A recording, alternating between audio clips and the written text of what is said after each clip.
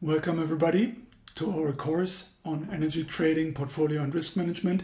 Today we are discussing flexibility and real optionality in the context of an energy utility with generation assets. So essentially we are looking at power plants and discuss their real optionality. We know the dispatch of power plants is flexible. We can decide whether we want to produce or not. And these flexibilities can be analyzed using option theory. So the power plant's option values are sometimes referred to as real optionality. Valuable flexibility also exists in industrial consumers' demand profiles. They can decide whether they truly want to consume in hour X or instead consume less in hour X and consume more in hour Y. Valuable flexibility also exists in long-term gas supply contracts, which allow for shifting procurement, for example, between days or even months. And also, of course, in asset portfolios. For example, a combined heat and power plant in conjunction with a peak load heat boiler, heat storage facility, and a power to heat and or power to gas flexibility. So essentially, we have real optionality in the energy sector whenever we can decide on short notice whether we truly want to produce, to consume, to take energy from a contract or not. This is exactly in parallel to what we defined as options in energy. An option gives the buyer the right but not the obligation to do something, to buy or to sell a certain contract. And we have already said a power plant essentially transfers, for example, natural gas and CO2 emission certificates into electricity. So it buys natural gas and CO2 emission certificates and sells electricity. However, and that's the clue here, this is optional. The power plant is not obliged to do it. The power plant operator may or may not use the power plant to transform natural gas and CO2 emission certificates into electricity. And we will discuss this in the following. So here we have a typical exemplary price movement of day-ahead market prices, price development of the hourly day-ahead electricity price. Here from Monday till Sunday. And then this is the revenue side for the power plant. And then we have the production costs, which we have to take into account. And then we can say whether we want to produce or not. But to make this parallelity even more clear, let's repeat a call option. A call option gives the buyer the right, but not the obligation, to obtain a certain underlying asset at a predetermined price and in a predetermined quantity within a certain period or at a certain point in time. We had an extensive video on this already in this course. The seller of the call option is obliged to deliver the underlying asset. For this obligation, he receives the option premium from the buyer of the option. For the put option, also brief repetition, the buyer of a put option has the right but not the obligation to sell a certain underlying asset at a predetermined price, the exercise price or strike price, and at a predetermined quantity within a certain period or at a certain point in time. The seller of the put option again is obliged to buy the underlying asset if the buyer of the put option desires so, and for this obligation he receives the option premium from the buyer. Okay, we have discussed intrinsic value and extrinsic value of the option. An example, call option on 1 megawatt-hour of electricity with an exercise price of 35 euros per megawatt-hour. Current future price for electricity for the corresponding delivery period should be 38 euros per megawatt-hour, and the current option price calculated, for example, with Black-Scholes formula, is 5.50 euros per megawatt-hour. So this option gives you the right to buy electricity that is currently valued at 38 euros per megawatt-hour at a price of 35 euros per megawatt-hour. This results straightforward calculated in the so-called intrinsic value of the option. The intrinsic value here, repeating this with an example, is the price of the underlying minus the exercise price. So 38 euros per megawatt hour is the price of the underlying minus 35 euros as the exercise price gives you an intrinsic value for this option at this point in time of 3 euros per megawatt hour. But for the holder of the option, there is still the chance that the price of the underlying will continue to rise over the time until it's exercised. And this is the so-called extrinsic value, the time and volatility value of the option. Here in this example we can calculate it as we have the current option price of €5.50 and we have calculated the intrinsic value of 3 euros per megawatt hour. That gives us the extrinsic value as the difference of these two, 5.5 euros minus 3 euros, gives us an extrinsic value in this example at this point in time of 2.5 euros per megawatt hour. So the option price, for example, as calculated with the Black-Scholes formula as seen in the lower left of this slide, can be split into the extrinsic value and the intrinsic value.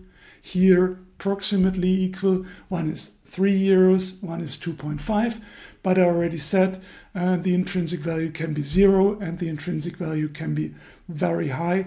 The extrinsic value can be all of the value, or it can be just a small part of the total value.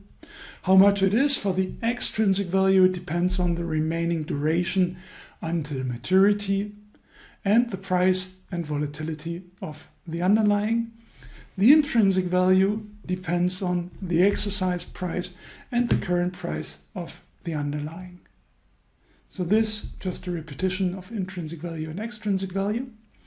And if we look at the option value of a power plant, here truly and beautifully converting this technical asset of a power plant with all its technical complexity into a financial product with all its complexity. Let's look at how this turns out.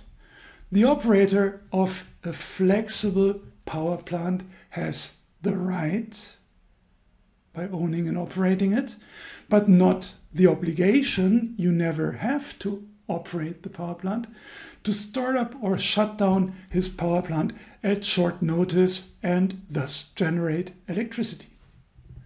In simple terms, the dispatch decision of a power plant's operator is the following.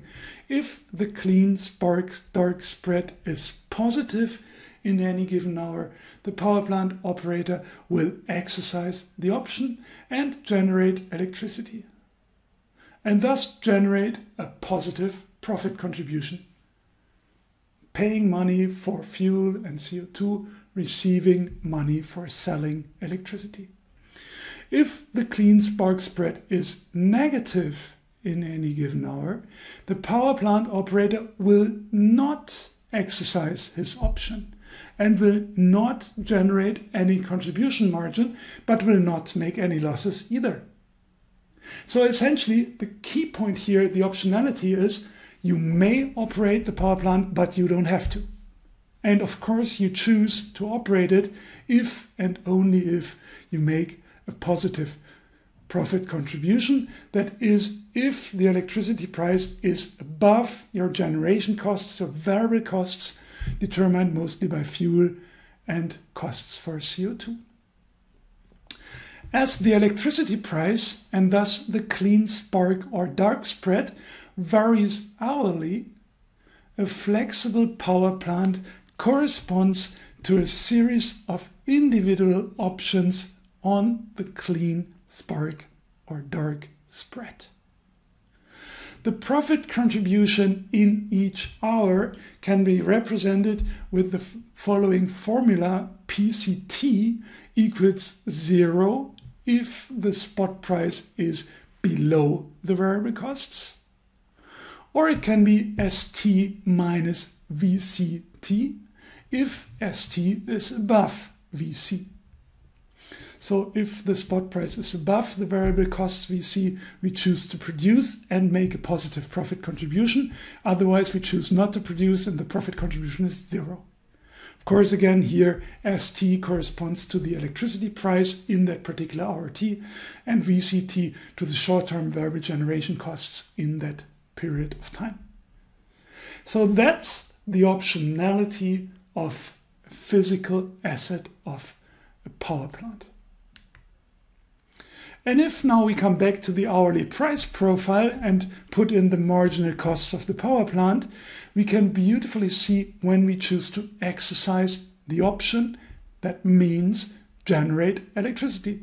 And we do that whenever the black line, the hourly price, is above the red line, the variable production costs.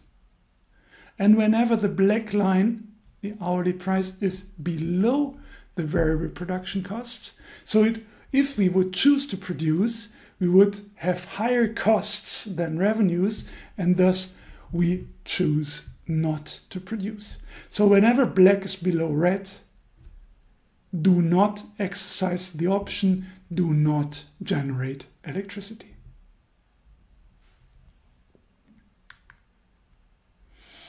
So the total value for the real optionality of a power plant is again the sum of the extrinsic value, time remaining, driven by the time remaining, and the volatility of the clean dark spark spreads, and the intrinsic value, the expected clean spark dark spreads on the futures markets.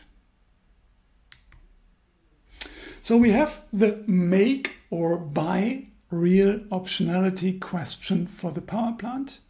So the follow-up question is, if you have okay, so this is, in short, the optionality. Now, the follow-up question here is the make or buy. If you have already sold the electricity generation from the power plant on a forward basis, so on a forward market, for example, you no longer have any optionality. True or not true? So the point here is, do you lose the optionality by selling the power plant's generation, potential generation long term? So you know you operate a power plant and you know it's going to be online a few years from now. And assume there is a beautiful profit contribution on the forward markets. So the forward market in terms of electricity prices is significantly above the fuel price markets.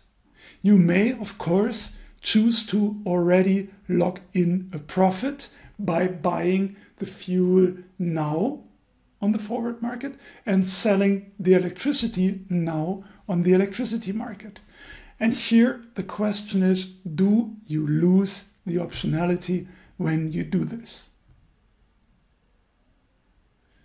You may want to think about this for a second. However, the answer is given as follows. The optionality of a power plant is retained. even if the electricity has already been sold on the forward market, and the reason is the make or buy decision. You are not obliged, even if you sold the electricity with the forward, to indeed use your power plant to generate it. You are obliged to deliver electricity with the forward, yes, but it's typically not specified where that electricity you sold with the forward is coming from. So it may be produced with the power plant, but it does not have to. Same on the fuel side, you have bought the fuel with the forward, planning to generate electricity with it in your power plant, but you don't have to. If you bought a typical forward, you may just resell that forward on the fuel. So nobody is obliged to generate electricity sold in a forward market contract themselves, and nobody is obliged to consume the fuel bought in advance in the plant. An exception here is rare or old gas supply contracts where this was explicitly formulated. Then you have to do it, but typically you don't. And if it now, due to changes in the prices over time for the forward before maturity, it is cheaper to repurchase the electricity, for example, on the spot market, this should be done.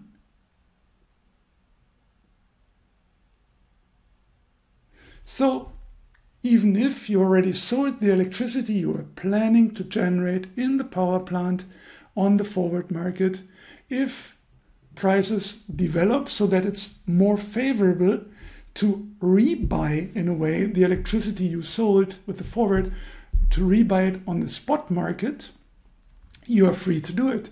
And then you can resell the fuel you already bought on the forward market, for example, on the spot market. So, key point here, and I repeat this, you retain the real optionality even if you trade on forward markets.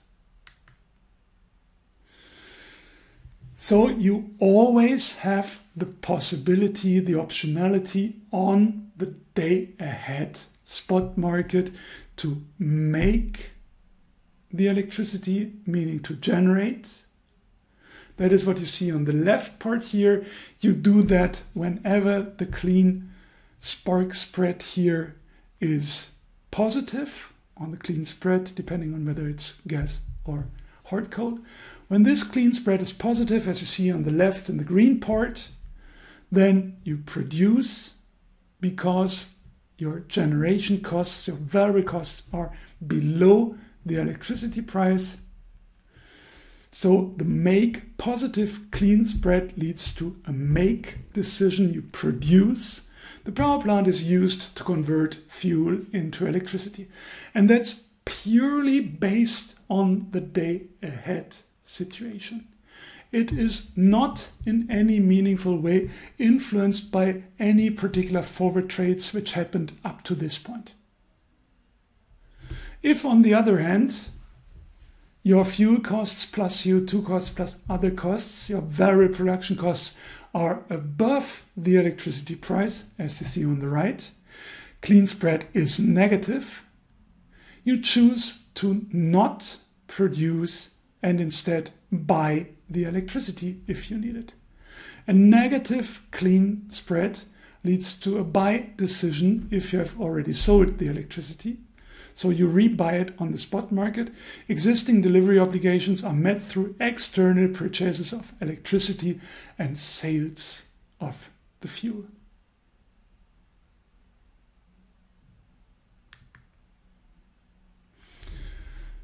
Okay, so the real optionality for power plants can thus be split on whether the electricity has been sold on the forward market or whether it has not yet been sold on the forward market. An unhedged power plant without previous activity on the future market has a call option. So the production decision for this power plant. Produce if marginal costs are lower than the electricity price. You have a positive clean spread. And do not produce if marginal costs are greater than the electricity price, negative clean spread. So the power plant stands still under certain circumstances, and the resulting cash flow is the maximum of spot price minus KH times GT plus ECO2 times C2 and 0. So you have a call option here. You can produce, but you do not have to produce. However, if you have already a secured profit contribution from the forward market, so you have sold electricity and bought the fuel, you can receive additional revenue opportunities from negative spreads. So you can sell the gas previously bought on the forward market on the spot market.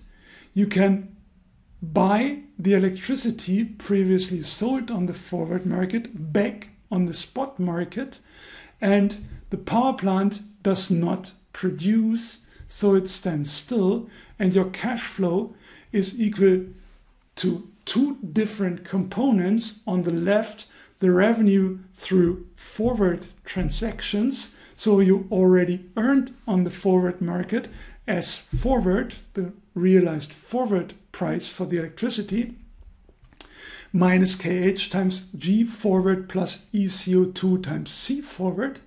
So the costs for the forwards for the fuel and the CO2.